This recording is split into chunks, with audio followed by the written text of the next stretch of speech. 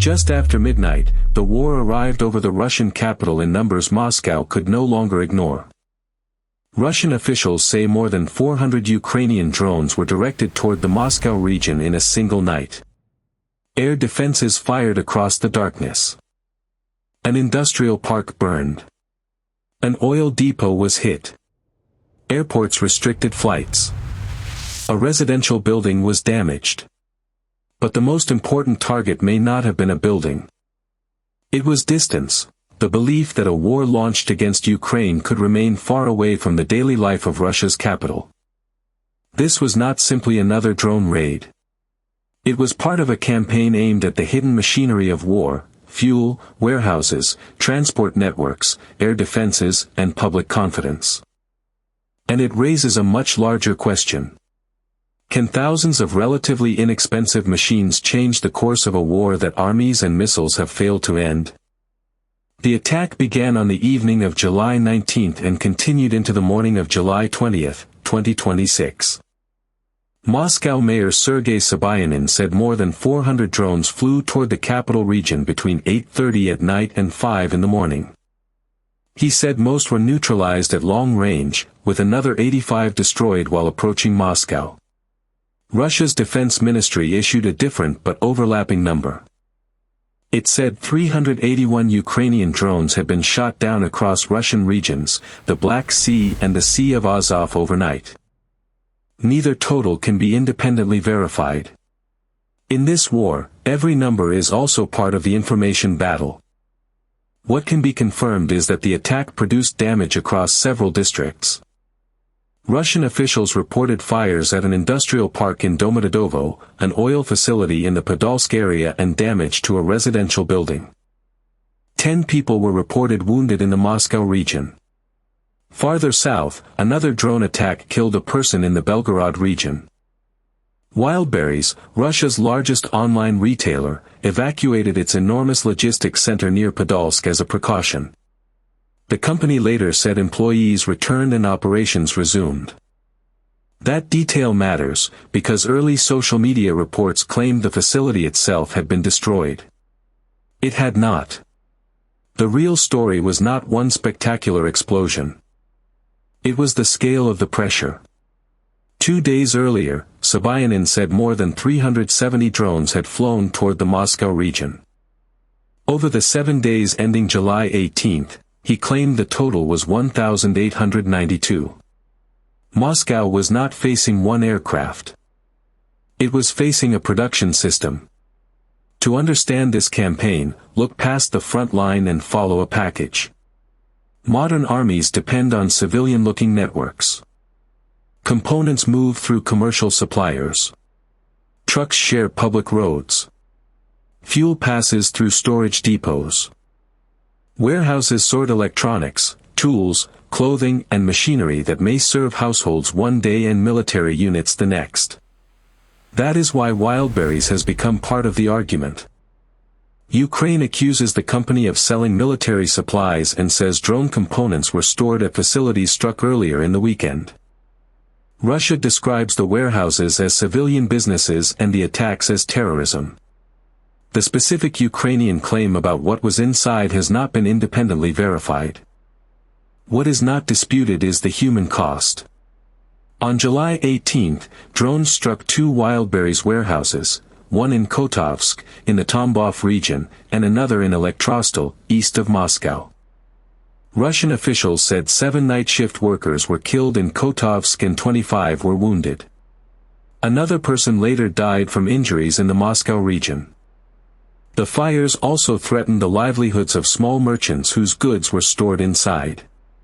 A warehouse may support military logistics, civilian commerce, or both. The people working there do not become less human because the supply chain is strategically important. That uncomfortable ambiguity is becoming one of the defining features of this war.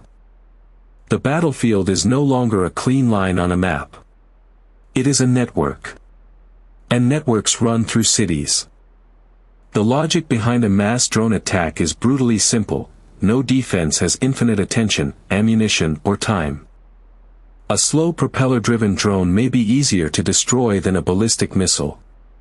But send hundreds across different routes and altitudes, mix real aircraft with decoys, and the problem changes. Radar operators must decide what is real. Electronic warfare systems try to disrupt navigation.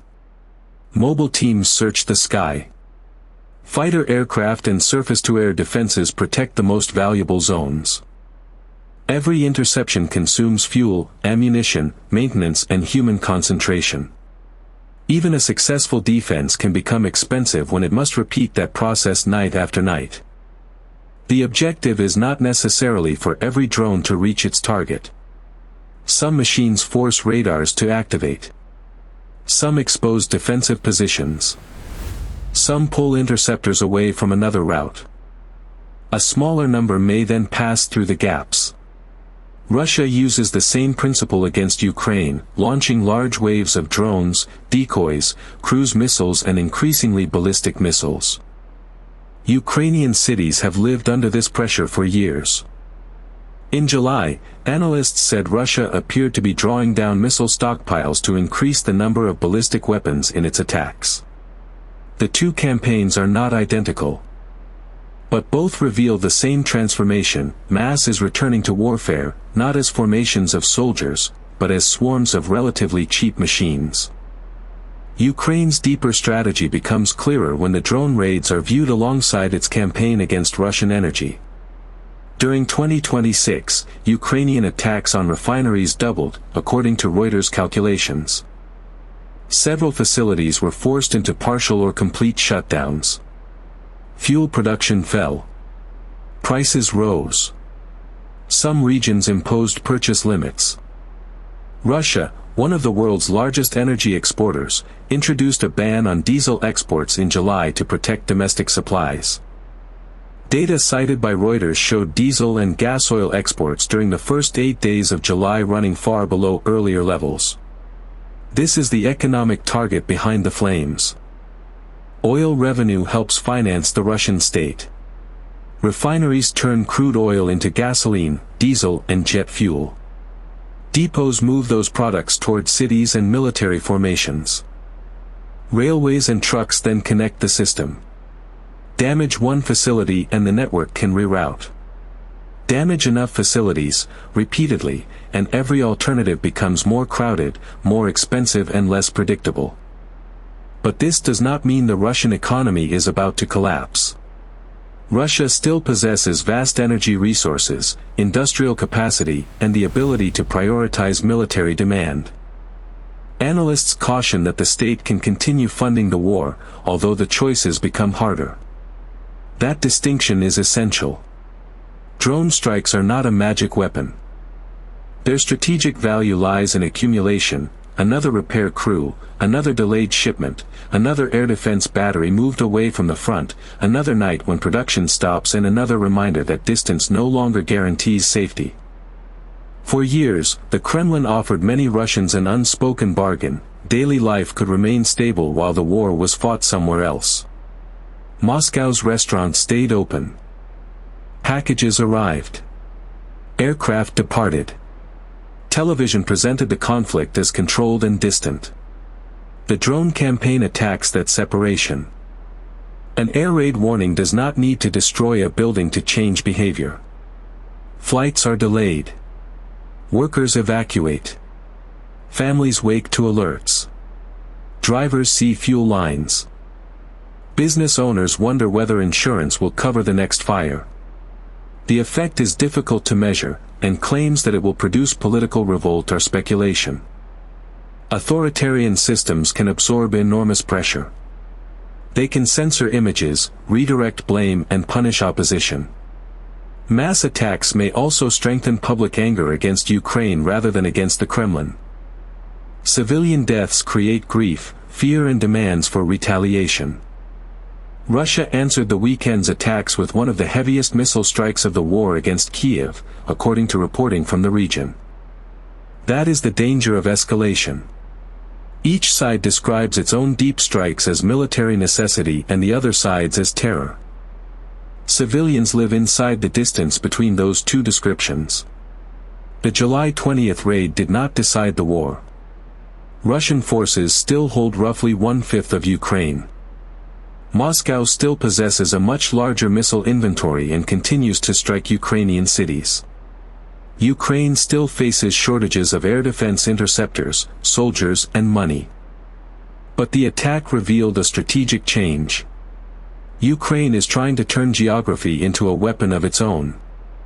Instead of matching Russia missile for missile, it is building long-range drones at scale and sending them against the systems that keep a larger war machine moving. The target set is expanding from airfields and ammunition depots to refineries, pipelines, ports and logistics hubs. Each strike asks Russia to defend another kilometer of an enormous country. The future of this campaign will depend on three things: how quickly Ukraine can manufacture long-range drones, how cheaply Russia can intercept them, and whether the economic damage produces meaningful military pressure without causing unacceptable civilian harm. Those answers are not yet known. What is known is that the old map of this war is no longer accurate. The front line still matters, but so do factory floors, fuel tanks, warehouse aisles, and the night sky above Moscow. The age of drone warfare has collapsed the distance between front and rear. And when 400 machines can force a capital to look upward, the battlefield is no longer only where soldiers stand. It is wherever a supply chain can burn.